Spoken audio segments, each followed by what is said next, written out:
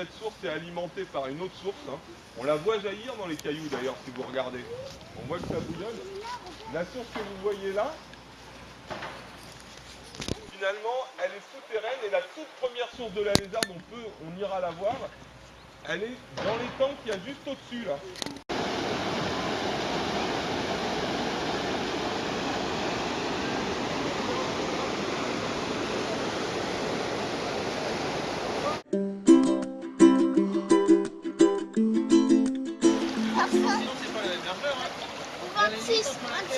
Alors 22-26, tu fais un troisième point à peu près là.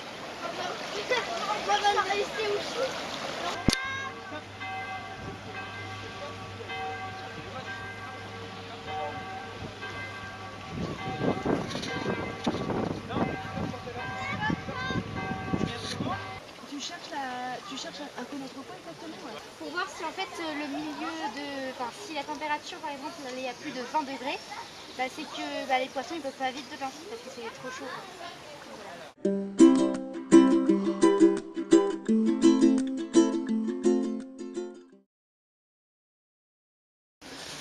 Attends, c'est là, c'est ça. Ouais, NO2 c'est 5. NO2 c'est 5. 25 NO3, 5 NO2. Quoi, faut marquer? C'est comme ça. 1 milligramme par litre. Non, 16 dit. Oui, par milligramme. 10. C'est quoi La dureté c'est 16 mg par litre. Ouais, le dernier. Ouais, Oui, parce que l'autre il est plus 14 mg par litre. Ouais, 11 mg. Ah ouais. 11 mg par litre. Ouais.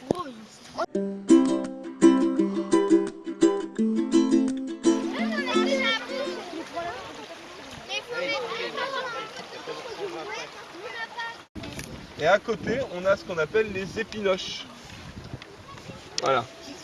Avec des très belles couleurs. Le chabot, il n'a pas de vessie natatoire. Donc, C'est une autre espèce. il pourrait monter, descendre. Il n'a pas de... Donc, il ne vit que sur les cailloux, il reste toujours au fond. Il aime bien les zones où il y a du courant. On ne les retrouvera jamais là où il n'y a pas de courant. Et il pond ses œufs sous les cailloux. Comme il peut pas En grappe. Et chose exceptionnelle qu'on a trouvé, on a trouvé des œufs de chabot. Une ponte, un nid de chabot. Ah, je vais vous le montrer. Donc voilà. Regardez.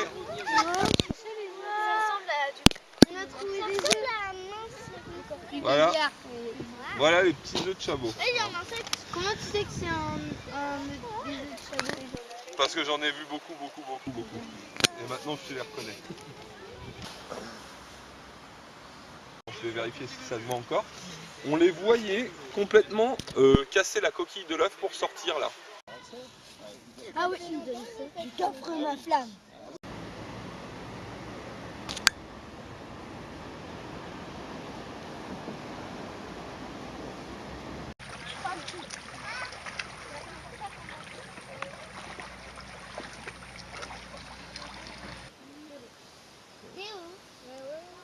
On appelle les branchies, comme chez les poissons. C'est par là qu'elles respirent. Pour savoir ce que ma face, à nous, un invertébré qu'indique une bonne qualité. Et s'il a 5 paires de pattes, excellent. Et on s'adresse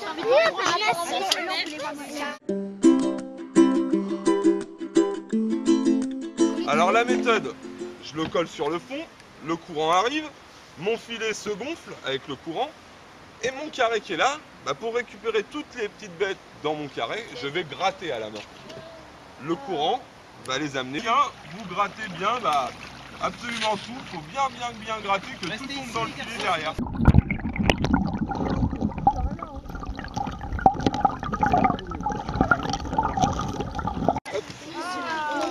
Mon stand est en train de vider de la terre.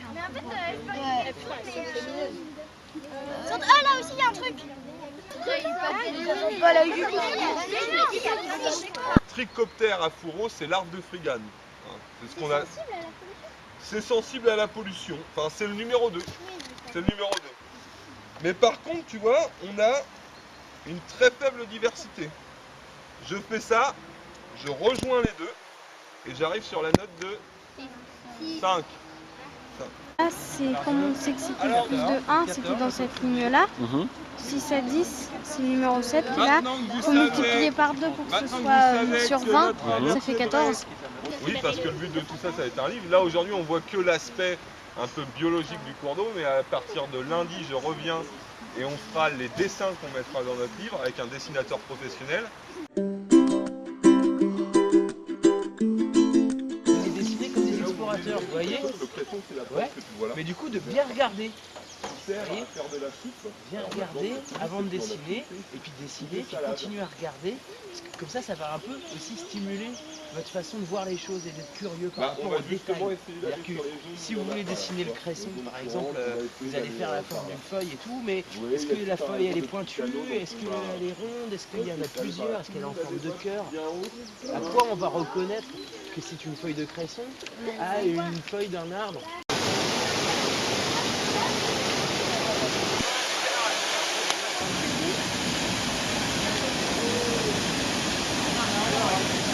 On voit quand même il y a un mouvement. Hein. Regardez, il y a 3 mouvements différents. Vous avez vu? Là, elle rebondit, elle est par là. Ah ouais, puis la rivière. Orlane, on va annoncer.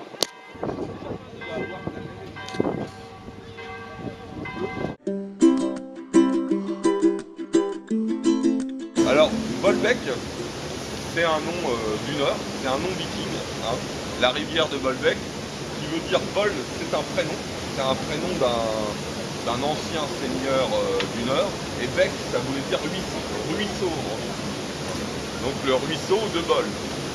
C'est là que ça vient, Bolbec. On surélevait les cours d'eau pour être plus haut et pour alimenter les moulins sur Rouen. On se refait un petit peu, encore, et à travers la grille, l'avantage c'est qu'on a différentes tailles d'engrenage, et plus les roues sont petites, plus elles tournent vite.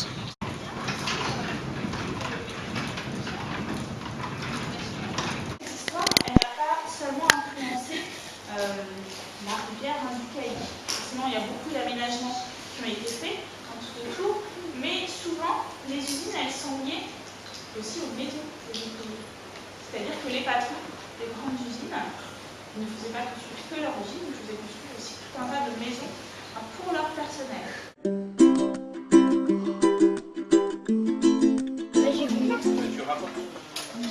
Ses yeux sont un peu plus gros. Faut le faire gros, Après, là, j'ai vu qu'il y avait des écailles un peu. Là, Et là, il y a un petit bassin. oui, là, il doit passer en souterrain. Là, c'est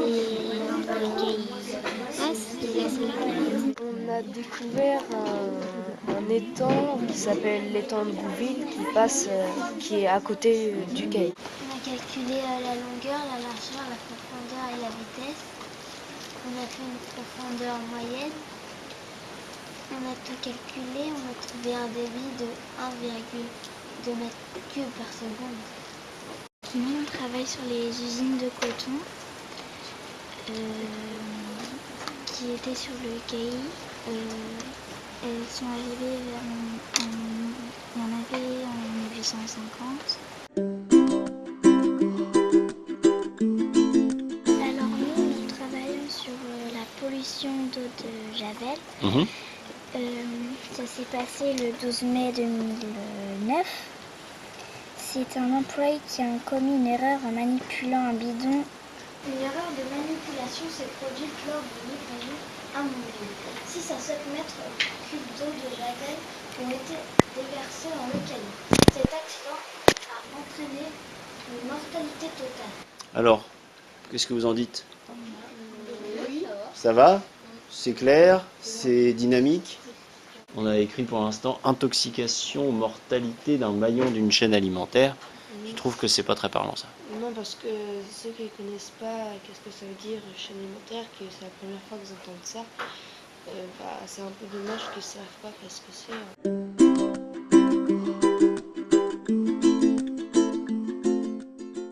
Je tiens à féliciter tous les enfants. C'est un travail remarquable. Ce projet est vraiment quelque chose qui nous montre l'importance, encore une fois, de croiser les compétences, et je suis sûre que grâce à ce projet, eh bien, vous allez pouvoir voir la vie autrement, voir votre environnement autrement. Le but est atteint, je dirais, pour nous, Fédération de pêche. Notre mission est de transmettre un peu notre savoir. Notre mission est de préparer les enfants à respecter l'environnement et particulièrement pour nous les milieux aquatiques, mais c'est l'ensemble de la planète qu'il faut effectivement respecter. Nous parlons de milieu aquatique parce que c'est ce que nous connaissons, mais c'est ce que nous travaillons tous les jours, au quotidien. On a regardé votre livre, vous avez fait un gros travail, et puis on a vu que dans le film, vous aviez vu l'eau sous toutes ses couleurs, sous toutes ses formes, puis toute la vie qu'il y avait dans l'eau. Donc c'est intéressant. Bonjour à tous, je pense qu'effectivement c'est vous, les élèves, les stars de la journée. Nous, à l'Agence de l'eau, on parle d'habitude de la vie à l'eau, mais là vous avez vraiment donné vie à petits affluents de la Seine, c'était vraiment merveilleux. En tout cas, bravo à tous, et puis moi j'attends avec impatience le chapitre numéro 2 de ce livre. Voilà, merci.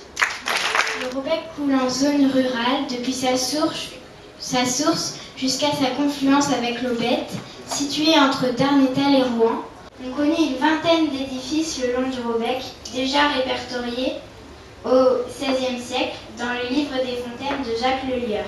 On trouve de très belles maisons qui ont été construites au-dessus de l'eau à Rouen, comme la grande maison à l'angle de la rue de Ruissel, construite vers 1470-1480, et qui est maintenant le Musée national de l'éducation. Un écosystème est un équilibre entre un milieu, le biotope, et les êtres vivants qui le peuplent, la biocénose.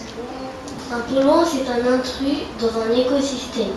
Il peut être artificiel, comme cette bouteille en plastique, ou bien naturel, comme la plante du renouil de Japon.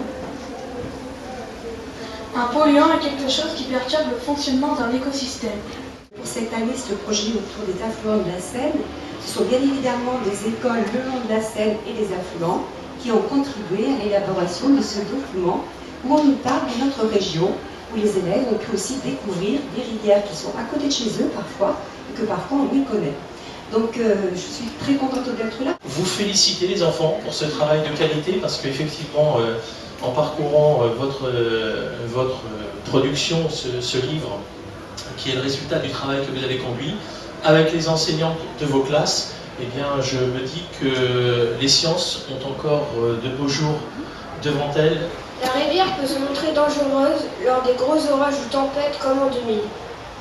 Vous voyez sur cette photo notre travail et notre concentration. Le chabot est le porte-pierre que nous avons pêché dans la source. Le porte-pierre est une sorte de chenille aquatique qui se transformera plus tard en papillon dans son fourreau. La Rançon et la Fontenelle traversent des pâturages et des propriétés privées dans les hameaux de Saint-Vendrille. Confluence de la Rançon et de la Fontenelle, confluence de la Rançon et de la Seine. Le moulin à grains d'Iopa témoigne de l'histoire. Il est situé sur les minuscules îles de la Rançon. Ce moulin, à l'origine, possédait 2 tournants, 2 roues. Il date du XIIIe siècle. 2 cours d'eau se partagent la même vallée. La Sainte-Gertrude, qui a une longueur de 4,2 km, l'Ambion a une longueur de 2,8 km. Nous avons visité la pisciculture de Molévrier-Sainte-Gertrude. Elle est spécialisée dans la production de truites, farillots et arc-en-ciel. Dans le village de Sainte-Gertrude, nous avons aussi fait des analyses et observé la vie animale. À cet endroit, un maraîcher utilise l'eau pour arroser ses plantations.